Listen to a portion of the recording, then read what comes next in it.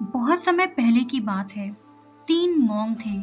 वे कहाँ रहते थे किसी को नहीं पता था, क्योंकि वो कभी कुछ बोलते ही नहीं थे।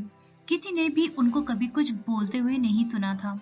जिस देश में भी वो रहते, वहां उन्हें 3 हंसते हुए मॉन्क के नाम से जाना जाता था। वे तीनों सिर्फ एक ही काम करते, एक गांव में जाते, बाजार के बीचों बीच खड़े हो जाते और हंसना शुरू कर देते। वो अपने पूरे अस्तित्व के साथ हंसते और लोगों का ध्यान उनकी तरफ खींचा चला आता और उनके चारों तरफ भीड़ इकट्ठा हो जाती। वो इतनी एकाग्रता, संपूर्णता और तल्लीनता के साथ हंसते कि उनकी हंसी देख सारा गांव हंसने लग जाता। जब वो गांव हंसी के समंदर में डूब जाता, तो वो दूसरे गांव चले जाते।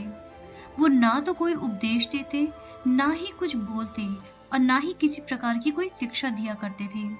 वो जहां जाते, अपने आसपास ऐसा माहौल बना देते कि लोग अपने सारे दुख दर्द भूल जाते और उनके साथ हंसने लग जाते।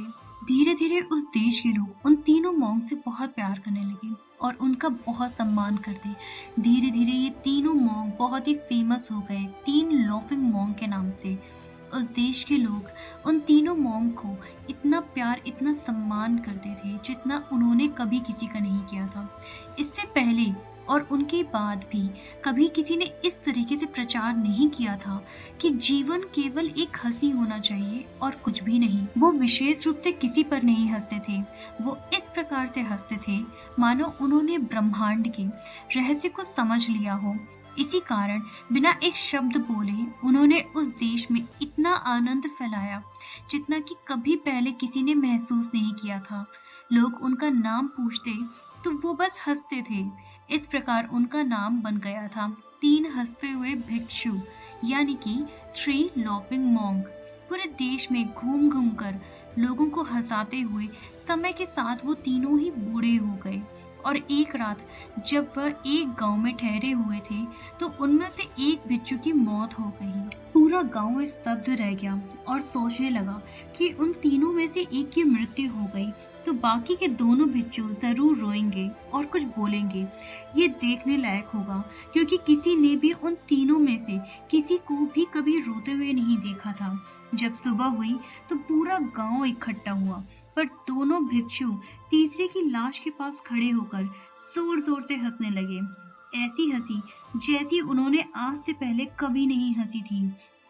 गांव के कुछ लोगों ने उन्हें समझाने की कोशिश की कि ये आपका साथी था और इसकी मृत्यु हो गई है, आपको इस प्रकार हंसना नहीं चाहिए। तब पहली बार उन भिक्षुओं ने लोगों से बात की और कहा, हम हंस रहे हैं क्योंकि ये आदमी जीत गया है। हम हमेशा सोचते थे कि पहले कौन मरेगा, लेकिन इस आदमी ने पहले मरकर हमें हरा दिया। हम अपनी हार और उसकी जीत पर हंस रहे हैं। इसके अलावा ये कई वर्षों तक हमारे साथ रहा।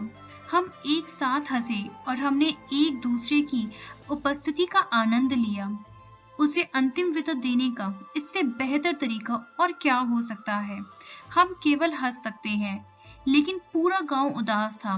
जब मृत शरीर को अंतिम संस्कार के लिए चिता पर लिटाया गया तो सारे गांव वालों को एहसास हुआ कि वो दोनों भिक्षु मजाक नहीं कर रहे थे। जो भिक्षु मरा था वो भी हंस रहा था, उसके चेहरे पर हंसी थी। उस देश में ये प्रथा थी कि जिसकी भी मृत्यु हो जाती है तो उसके मृत शरीर को नहलाकर नए साफ कपड़े पहना दिए जाते थे।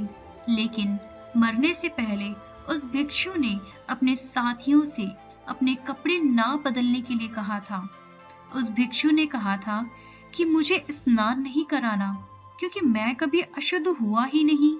मेरे जीवन में इतनी हंसी और खुशी आई कि कभी कोई अशुद्धता जमा ही नहीं हो पाई। हंसी हमेशा शुद्ध, जमा और ताजा होती है, इसलिए मुझे नहलाकर मेरे कपड़ों को मत बदलना।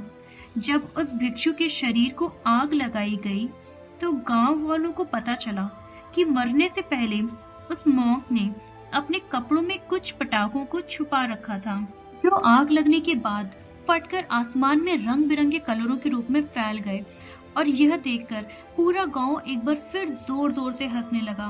तो इस प्रकार वो मॉन्क मरने के बाद भी पूरे गांव वालों को हंसा गया। यह देखकर शेष दो भिक्षुओं ने कहा, चालाक भिक्षु, तुम मर चुके हो, लेकिन तुमने हमें एक बार फिर हरा दिया।